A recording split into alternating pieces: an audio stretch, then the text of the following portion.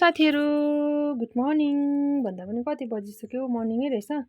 म चाहिँ आज फेरि आफ्टर लङ टाइम भन्दा पनि 15 दिनको बादमा चाहिँ क्यारेटिङ गर्नु जाँदैछु। घरमै हो, भरे देखाउँछु ल तपाईलाई सबै मेरो सामानहरु बोकेर चाहिँ म चाहिँ गएको। Bye bye. यो चाहिँ भान्जीको पहिलाको केस रहेछ कि साथीहरु। अन्त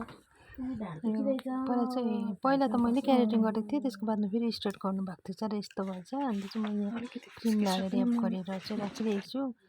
अन्त चाहिँ यो चाहिँ क्रिम लगाइसके पछाडिको हो, यतिकै हैन, नतानिकन है साथीहरु। अन्त म चाहिँ यहाँनिर मास्क लगाएर चाहिँ तान्नुको लागि रेडी भएर बसिरहेको थिएँ। अन्त के अरे भान्जी पनि बसिराख्नु भएको छ साथीहरु, म पनि रेस्ट गर्दैछु। अन्त यो चाहिँ तान्दै गरेको मैले चाहिँ भिडियो हो। अन्त यो चाहिँ आफ्टर अब तानिसके पछाडिको यो साथीहरु म चाहिँ क्यारेटिङ गरिसकेर पनि नानीहरु ल्याउनु जाँदैछु साथीहरु। आज चाहिँ बाटो अलिकति खुल्ला छ, किनभने भोलि भोट हो नि त हाम्रो यता इन्डियाको, त्यही भएर बाटोहरु खाली छ। जाँदैछु म चाहिँ। यहाँ चाहिँ म सब्जी पनि बोकिरहेको छु अलिकति भेन्डीको। अन्त यतापट्टि देखेको चाहिँ नेपाल हो साथी।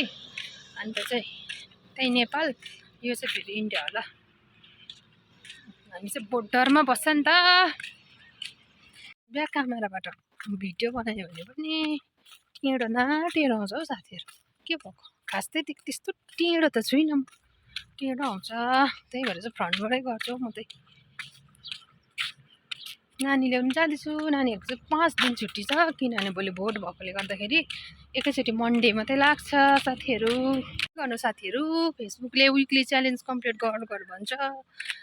अब केही छैन, के हाल्नु, यस्तैहरु भिडियोहरु गर्यो हाल्यो, हेरेर यसो लाइक कमेन्टहरु पनि गरिदिनुहोस् है साथीहरु ल।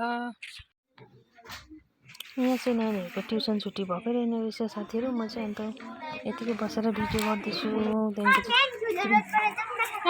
हुँदैन।